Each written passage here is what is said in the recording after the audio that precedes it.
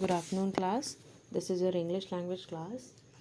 We'll continue with the topic verbs non-finite forms. I have taught half of the chapter yesterday, and today we'll study about the rest of the half chapter. The topic that we'll be discussing today is the infinitive without to. Okay. The infinitive without to is called bare infinitive. Bare infinitive means these are just the simple infinitive verbs. We don't use the word to in these sentences. Okay. Modals are always followed by the infinitive without to. Whenever we use the modal verbs, we don't use the word to with it. There are certain examples given in your book on page number 125. One of the examples is all of us can be achievers if we work hard. This is the example that is given in your book also. In this we don't use the word to. Okay. We use the infinitive without to after these verbs. There are certain verbs after which we don't use the word to. Those verbs are let, make and bid. The example I have taken from your book only. It's written, I think I can solve this problem. Let me try. The verb which is used in this sentence is let, and we have not used the word to in this sentence. There are certain cases in which we need to add to in the sentences. There are two words specifically, dare and need. If these two words are used and the sentence is affirmative, then we need to use the word to in it. And if there is a negative sentence, then we don't use the word to in it. Okay. There are examples and you can see it will be clear to you with the examples also. You need to slow down on sharp turns. This is an affirmative sentence. This is a true sentence that whenever there is a sharp turn, we need to slow down, or whoever drives, that person needs to slow down. And the negative sentence is do not act against the wishes of I do not act against the wishes of my parents. This is a negative sentence in which the word not is used. That is why this is a negative sentence, and we did not use the word to in it. We also use the infinitive without to after these verbs of perception. There are some percepting words or the perception verbs after which we use the word to. Okay. We don't use the word to. These percepting words are see, hear, watch, know, feel. Example is written, I saw the thief disappear into the crowd. We have not used the word to in it. We use the infinitive without to after these expressions. There are some expressions also after which we use the infinitive without to. Okay. Your cough is getting worse. You had better consult a doctor. This is an example given. You had better consult is a expression. Okay. Next example, it's written, I would sooner resign than face this humiliation. Sooner resign is a perception. Okay. So these are the infinitive without to. Moving on to the next form, which is verb plus ing form. In the following, if the following verbs are followed by another verb, the second verb is normally in the ing form. If there is a list of words on page number 126 in which there are certain words given. These are the verbs. If these verbs are followed by another verb also, then they will be in the ing form. It will be clear to you with the example. A friend suggested referring the case to a mediator. And this there are two verbs, suggested, which is a first verb, and referring is the second verb, which is in the ing form. Second example, I have given up eating non-vegetarian food. And this given up is the verb and eating is the second ing form of verb used in this sentence. Is that clear? Moving on to the next form, verb plus ing form or to infinitive. In this also, after the verbs given below, we can use either the ing form or the to infinitive without much difference of meaning. There is a list of verbs on page number 127 in your book. You can see there are certain words in the column. Begin, love, continue, prefer, hate, start, and like. These are some verbs after which you can use the ing form also or the to infinitive without there won't be any there won't be much difference in the sentences. Either we can use the ing form or we can use the to infinitive. Okay, there are some examples in this also. She prefers to take light meals.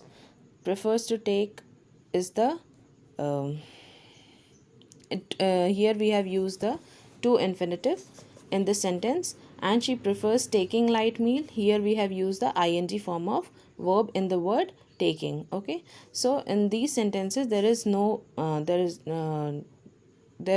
difference, or any big difference is not there in these two sentences. Okay, moving on to the next form, verb plus ing form, and verb plus to infinitive with different meanings. There are different meanings with the in some sentences in which we use the verb in ing form, and in some sentences when we use the verb in to infinitive, and there is some different meaning in these two types of sentences. The verbs discussed below can take either the ing form or the to infinitive, but with different meanings. Different meaning means these are some types of sentences or some kinds of sentences where we are using the ing form also and the to infinitive also, and in last one we studied that there won't be any difference, but in these type of sentences there will be little bit of difference. Okay, the examples are: I remembered meeting the principal. Remembered meeting the principal means I had already met the principal. This is the explanation of the sentence. I remembered to meet the principal. This means I remembered that I had to meet the principal. In one sentence, the work is done, and in the other sentence, the work is to be done. So these are some kinds of sentences in which we can use the ing form also and the to infinitive also, and both are being done at two different times. So there is a slight difference in these sentences. Okay. There are many more examples that you can go through in your book on page number 127. Go through it, and if you have any doubts, you can ask me. Moving on to the next form, it is written verb or adjective plus preposition and plus ing forms. In this, the sentences are divided into two parts. In first, we'll study about the verb along with preposition and the ing form, and in the second one we'll be studying about the adjective along with preposition and ing form. First, let us learn what is the verb plus preposition and ing forms are. There is an example given: the police was accused of tampering with the evidence. The police was accused of tampering with the evidence means the police was caught of so in this sentence we have seen that the police was accused of tampering with the evidence. That means the police was caught off, or the police was moving the evidence. This is a kind of negative sentence, and in this the verb that is being used is the accused, of is the preposition, and tampering is the word in which we have used the ing form. Okay, there is one more example in the book. I don't believe in praising people for the selfish motives.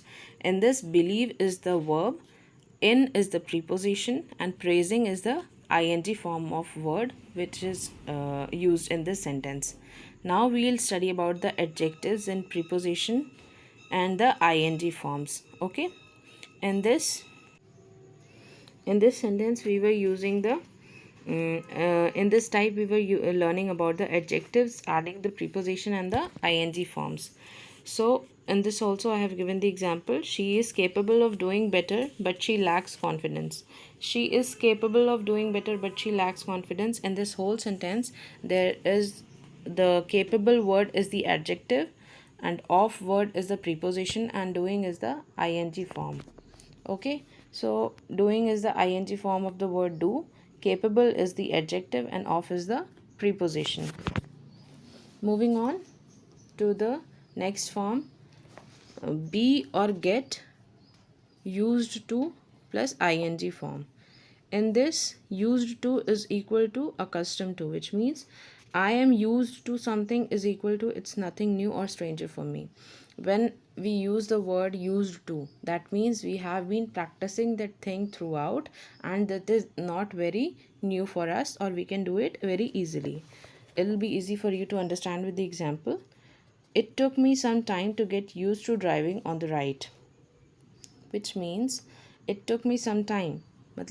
We have gradually started learning driving, and it took some time, but we learned how to drive on the right side. I am not used to eating oily and spicy food, which in this sentence also you can see it is very clearly said that someone is not used to. That means they don't eat very much oily and spicy food very much frequently.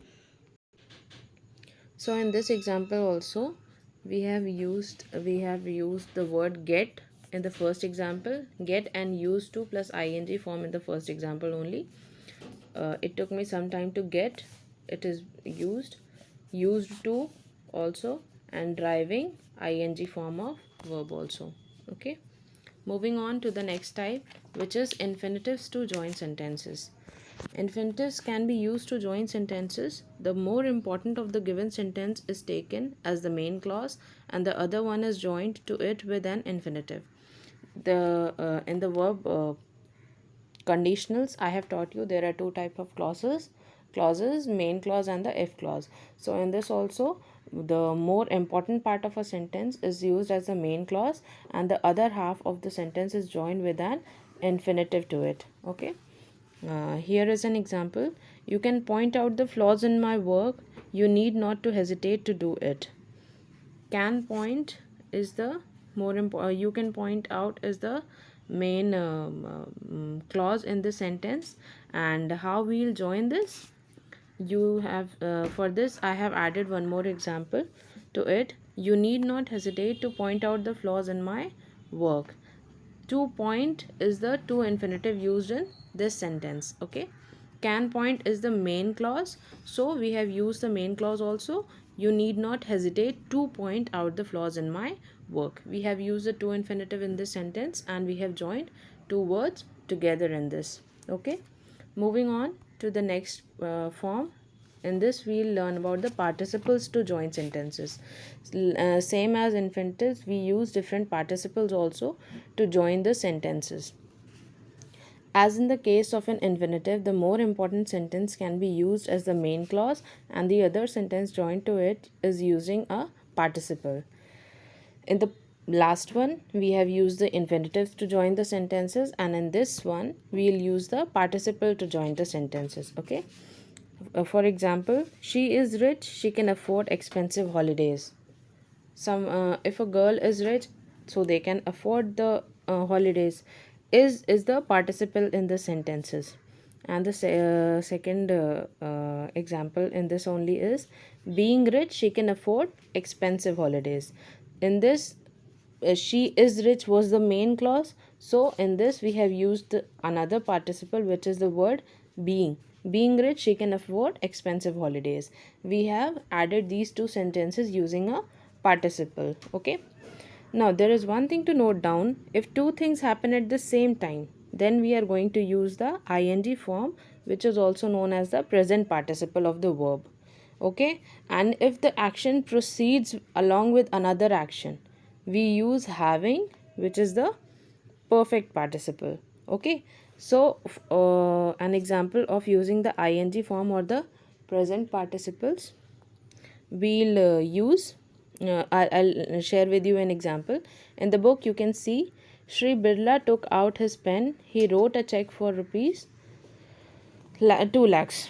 Okay, this is in this taking out. Taking is the word which is used as a participle in this sentence.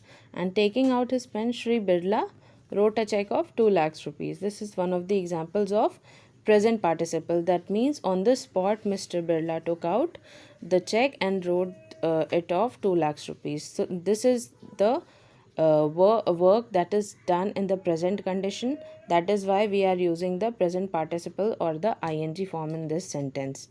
And if the action proceeds along with another action, in an example of this is, she typed all the letters, she asked the assistant to dispatch them. Having typed all the letters, she asked the assistant to dispatch them, which means letters were already being typed, and so the assistant asked to dispatch all those along together. Okay, so in this we have used the word having, which is the example of perfect participle. Okay, I hope you've understood this. Moving on to the last form, it is the misplaced participle. In the misplaced participles, the participles are adjectives. They describe certain nouns and pronouns. In order to that, a sentence conveys its meaning correctly, and the participle must refer to the correct noun or pronoun. The misplaced participle can make a sentence absurd. If we misplaced means placing it in a wrong place or in a wrong way. So if we place the participles in a wrong way, it will simply damage the sentence, or it will make no sense. That sentence with the wrong placed participle or a misplaced participle will not convey a exact meaning of the sentence. Okay, there is an example. I have used 2 examples in this. One is the incorrect sentence, or and other is the correct sentence. The incorrect sentence I have used: Neha sat watching the airplanes on her terrace. Now this is conveying a different kind of meaning. Neha sat watching the aeroplanes. She did not sit to watch the aeroplanes on her terrace. I mean, she sat on her terrace, then she was watching the aeroplanes. No, she did not sit on the aeroplane to watch the terrace. There are 2 different meanings in this. So the correctly written sentence will be: Neha sat on her terrace watching the aeroplanes, which means Neha first she went on her terrace, then she sat on her terrace. She sat there, and then she started watching the aeroplanes. So this is the correct form of and this is the correct sentence which is used. Here is one more example. He won't be able to face, in your book it is written, he won't be able to face the situation being a small child. If there is a small child, so for a small child it is written, he won't be able to face this situation being a small child. The way the participle being is placed in the sentence, it suggests that the situation is a small child, which is absurd. The correct sentence in this will be: being a small child, he won't be able to face this situation. The word being is used in the first sentence also, but it is making the sentence absurd. The situation is for a small child, so in that case the word being is making the absurd meaning. So how we'll correctly write this sentence? It is written: being a small child, he won't be able to face this situation. I hope you understand the misplaced participles also. So with this we come to the end of our chapter. This chapter is complete and finished. I hope I've explained everything very clearly. If you have any doubts, you can ask me. That's all for today's class. Thank you, class.